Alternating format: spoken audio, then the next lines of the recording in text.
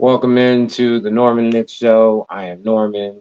With me today, we have my friend and colleague as far as the Norman Nick Show, Coffee with Red Bull and Coffee. How are you doing today, Coffee? I am pretty good. And yourself? I can't complain. I'm finally getting out of the family court BS that's been holding back my content. So I'm trying to That get is ready so to bounce good. back. Yeah, I'm trying to get ready to bounce back. So the reason why I called you up today and wanted to talk to you was in the discussion about AI. I know we've been kind of typing about it, but we haven't really had a one-on-one talk about it. And I just wanted to get you online. And now that we have time to talk and get you on camera, we can Right, talk a little right. bit. So AI, what are your thoughts? Well, I've been playing with it a little bit, nowhere near what you've been doing with it, but what we're finding is it's a great tool. It absolutely helps you lay things out. It's very informative. But we did find that we need to thoroughly check all of what it tells us. Mhm. Like, it can lead you in a wrong direction, not per se, but like we asked a question criminally about a case, and it gave us an answer that didn't come back the way the public perceives it. And I cannot confirm that it was about a polygraph. And it Mhm. said that the polygraph had come back inconclusive. Yet everything on public says that the person failed. So, I'm finding those inconsistencies, but as long as you're checking everything that it's telling you, I find it a very useful tool. Right. So I was able to use that as a tool guideline, like as a basis, because my And we're personality. using it the same way as a guideline, more of um, an outline of what we want to cover, and then we're doing the research and making sure that we have facts. So absolutely a wonderful tool. Yeah, and that was only the free version. I haven't even upgraded to the paid version, which apparently you can connect online. And you know what I mean? And it will give you like websites and we'll start pulling up pictures and Right. videos. And I haven't even gotten into the apps yet that are associated, as connecting tools that you can use as accessories to AI, where they can, I guess do paintings for you and all kinds of weird ass stuff. They do voiceovers where you can synthesize your voice on the apps, and then you do the AI. So you can literally make a whole AI video with your picture, because they have the AI now where they can, Right. look at your picture and redo it. And then they do this voiceover where you just say a couple of paragraphs or whatever, and then it mimics your inflection and it just uses that for future videos. So all you have to do is, for time consumption, is just write your own script, or if you're cheating, use AI and write your own whole script and just put your face and your app on there for AI voiceover. And you got a video within an hour or less. Right, right. Well, I find that with us, it's helping keep us because Red Bull and I we're real people. We're very scattered. We tend to drift, and I'm finding that this is keeping us on track because we do have this outline that we can follow, and it helps to pull it all together. So I can only imagine that in a legal sense, like in the family court, that would be helpful for anybody that's you know e- even somebody that doesn't have a background, but we know family court can be very expensive. Oh yeah. So for the average person who is not got any legal background, but is in a situation where they're going to have to face this court system, I can only imagine how, if they're taught correctly how to use this, Mhm. which is what you're doing.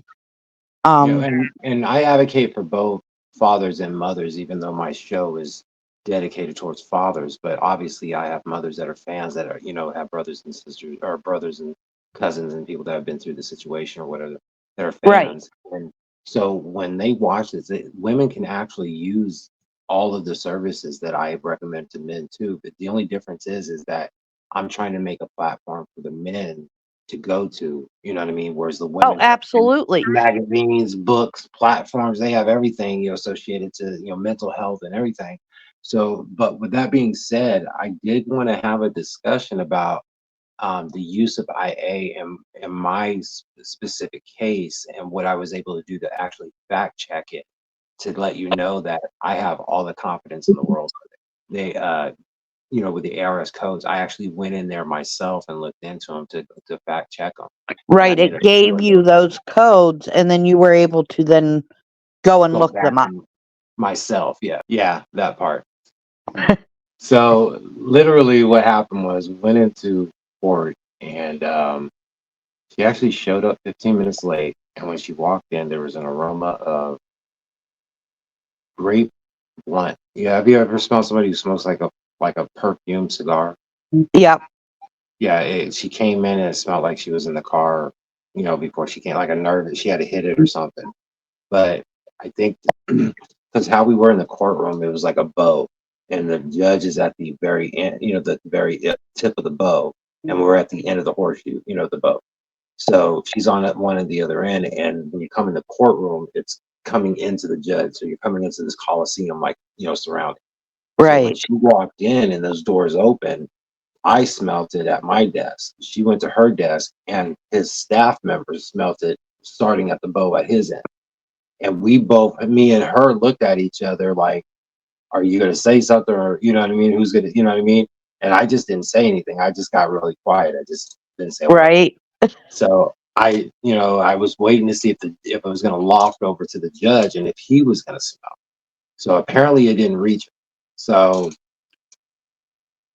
the proceeding went on for 45 minutes because she was late. She was 15 minutes late. He was literally seconds away from dismissing it because she was 15 minutes late, but no call, no show, no nothing. So she went on a 45-minute rant about victimhood, how she was paying everything, or no, first it was the victimhood that I put her through, that I'm putting the kids through, the trauma, and it was just a word salad because she was so hot. It was just a word salad of just everything. So she kind of Right. shot herself in the foot with that. And then in her rambling, she didn't realize that she was telling the truth and lying about some of the stuff from previous court cases, such as her and her ex, or her and her baby daddy, because of their domestic violence, were not supposed to be living together. Well, she snitched on herself and said that they had been living together up until recently. Oh my. Yeah. So, but she got so caught up and get having the And mic and be able to. She got high before. It's like going to the grocery store hungry. right. You know what I Right. mean? You want to tell your story, and I have this. You know what I mean? This is my way of venting. So when I went into the courtroom, I was just like, "Tell me more." right. Go ahead. What else happened? You know what I mean? So for 45 minutes, we all let her go uninterrupted. And so when she started off, it was victimhood. And then at the end of the rant, it was her being our savior because she was the only one financially stable to take care of the kids. So she was trying to go from victimhood to showing how stable she was. And she should be the one taking over, at least having 50-50. So after that, we only had 2 hours.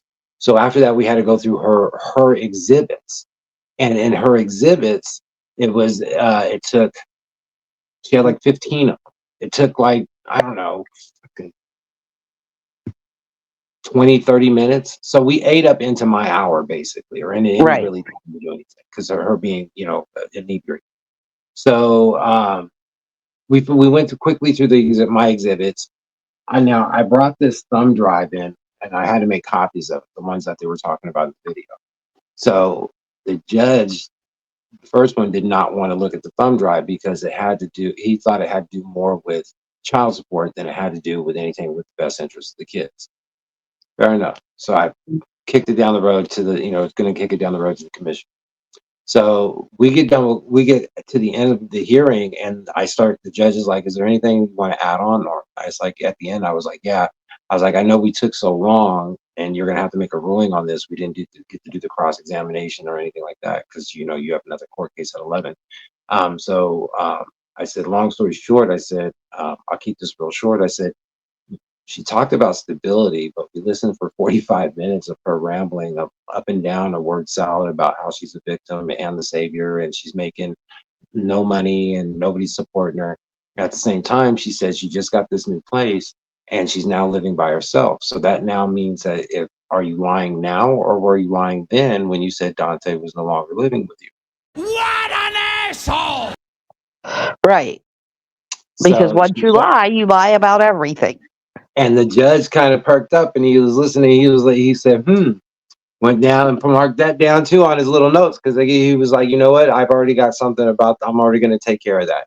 So I was like, so I already knew that was the pressure room, and being sober in court like you're supposed to be, because you're not supposed to be Right. high all day. So in court being sober, I knew that was a hot button, and I knew the judge already knew that was a wound that he was ready to pounce on, you know, at the end of the court.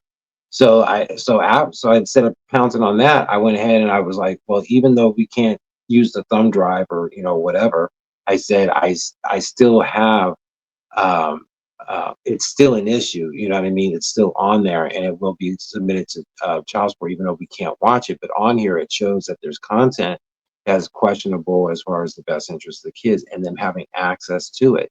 And I said in her ramble, you had asked her during the exhibits or right in between the exhibits some questions. And I said, and one of those questions you would ask her is, how well does she know her kids? And she gave probably about 3 minute, 2 to 3 minute, you know, thing about what she knows about the kids. And I just wanted to expound about that. And I went all through them, or, you know, through them each one by one and, you know, gave more. And I said, but as far as the oldest one, I was like, not only is she having, you know, her health issues as far as, you know, what she's going through, I was like, but she mentioned culinary arts, but didn't expound on it. I said, the reason she wants to go into culinary arts is because she wants to try to make healthy food for teenagers that are going through any kind of, you know, diabetic issues or, you know, any issues that are dealing with health, you know, allergies or whatever, because we take our Victoria for allergy shots, you know, once a Right. or twice a week or whatever. So she wants to make these delicacies or these foods for culinary arts that are for people with these health issues or glucose or whatever. So her mother, instead of expounding on that, just said that she was into that or whatever, and just and left it at that. And then when it came to little Norm, I said, she was like, he's into science. I was like, well, not only is he into science, I said he's also a straight A student. He made a science award for last year. I said he was VP of his student council last year. And I was like, now he's in high school in his freshman year. And I was like, and as far as Aaliyah, she had straight A's last year and she has straight A's this year. And this year they're not doing Russian, but she took 2 years of Russian up until just recently because they're in a privatized school. They're not in a, you know, in a local school Right. district. So, you know, and I broke it down, and the judge is writing this all down. And I said, I think the flex or the problem that we're having is her boyfriend who lives there, not live there, is interfering with her not only being able to pay her child support because he's not working, sleeping on the couch or whatever. And I know this because when the kids go over to visit, they're complaining about how it smells like weed. What an asshole. And that it was a wrap. So we wrapped up everything, and the judge said, "Well, I'm putting in an order. I'm just letting you know now. You're going to get my minute orders. I will consider everything that I read here and that you guys said, but I'm going to let you know right now, Dante is not going to be around the kids. I'm going to put in an order that whether or not he's living there when they go to visit, he's not going to be there." So with that being said, she didn't get her modification. She didn't get 50/50. It's Right. still Right. the other. So an hour later, we go upstairs to go talk to the commissioner, and we're going back and forth with the counselor before we talk to the commissioner, because you have to talk to a counselor to see if we can negotiate a settlement agreement on the issue, so we don't even have to waste time talking to the Right. commissioner and do something else. So we're in there talking, and she's like, we're going back and forth, you know, whatever, and she's saying that she only owes this minimal amount, and I'm like, no, you know, just that. So we had this debate about, you know, without going into detail about it. And I know I'm right because of the ARS statutes. I'm there, you know, I'm not there to be the nice guy. I'm there to be the good guy. And as the nice guy, I'm not going to give her what she wants because she's claiming she's going through hardship or whatever. I'm going to be the good guy that's looking out for the best interests of my kids. Exactly. I don't care what she's going through. That's not our problem. She's had ample enough time and enough, ways to deal with it. That's not our issue. We need results. We're like the debt collector. You know what I mean? You've had that car. Mm-hmm. You had that car for 3 months. You hadn't even made one payment. You couldn't have figured it out.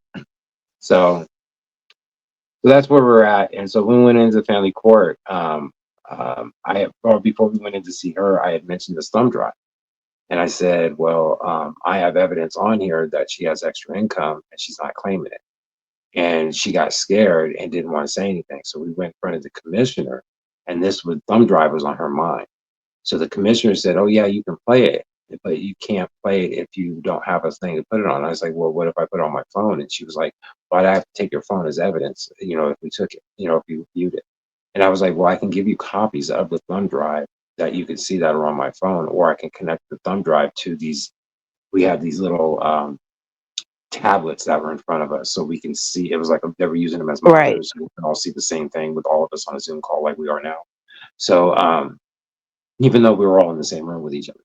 So we were sitting there talking. So I was like, can I, as a paralegal, I know there's ways to get around evidence. So I took a long shot of something that I looked up and I didn't know it was going to work. And I was like, well, since I can't show the evidence and I have it here and it can be presented, I just don't have the technological means to present it. I said, can I testify to what's on it? And she was smiling and said, absolutely, you can. So I told her exactly what was on the thumb drive, and my ex crumbled. And she admitted that it was on there. She said, but I don't get paid residual income, meaning she doesn't get, she got paid $100 to show up and read a script or whatever it was that she got paid to do that day, and then left. They took that video and not only put it on their main platform that she thought was going on, but they took it and put it on Patreon. They took it and put it on OfferUp, or not OfferUp, on Clips for Sale, and all these other platforms. And then when I went into my program with AI and looked up even further, there was more in the dark web that my computer couldn't get to. Right. Because I have security and I don't want to dig but so far into the web. So yeah, there was stuff that they've done with her. So she's either done content that's not that cool, or they're repurposing her content and reformatting it in other ways that are just sold somewhere else. Right. So It just shows the poor decision making that type of thing leads to. that and a lack of education or listening to anybody else, because if she was watching our content, she would know, because we talk about financing and and all Yeah. that kind of stuff when we're discussing our content creation. It's like we want to make sure that we're a business and we're getting paid for our art and what we're doing. And if you're going to be on there doing whatever online, that is you're selling. You know what I mean? Right. You want to protect yourself in these ways, because if not, yeah, now you're on the dark web doing God only knows what, because however they've edited it. that part. That's the part I was getting at. And not only that, she had mentioned about, she was like, well, my son's a gamer and blah blah blah and do. And I was like, but what she didn't say that is that the questionable content that she's doing, what if one of his competition finds out Mm-hmm. or sees the video and can confirm some bullshit and be like, oh, your mom Yes. is whatever, and it's not even that serious. You know what I mean? It's not that, but they reconstructed or kind of formatted in a way that she's doing something nefarious or questionable. And Exactly. you know what I mean? And all it takes is some quick editing, and she would, So, but again, people don't think 3 feet in front of them. But Nope. They only see it right now. so I got my contempt of court as far as the child support and her back end. So she has to double up to take care of the back end. Very And good. yeah, and then as far as the taxes, I put this in the video on TikTok. I didn't know that child support and tax claims are two separate filings. They're not together in child support. Right, right. Because, karma's a bitch and sometimes it just comes around. And it's always nice when you get to see it. That part too, and it's always great to have a win, but it's just sad that, because this is, but regardless on family court, whether they say it's not, it's about the best interest of kids. it's a war zone for the parents. When we go to court, we're put against each other like we were, yesterday. Absolutely. You know what I mean? So Absolutely. they can put this facade that it's all about, it's like a pediatric ward or whatever. It's not. You No. go in there, it's life and death, according to your legacy, and what you're doing with your family. No, and a lot of times, that's why I love working with you, because a lot of times, um, we have parents that absolutely have no clue of what they're even getting into, and they're already under the gun before they've ever walked in the door. So these videos and this is amazing that you're able to help educate, and like you said, it's father's rights, but anybody can use this. That's what I'm saying, and it's crazy because like even with the judge that gave her the bogus restraining or the bogus order of protection, this isn't over. I still got to put out videos and show because I started the appeal process. So Right. I'm going to be the first civilian because technically I'm not a clerk of the court. I'm just a former paralegal. So I'm going to be the first civilian to go pro se with no attorney and file an appeal on a sitting court judge that is not just any sitting court judge.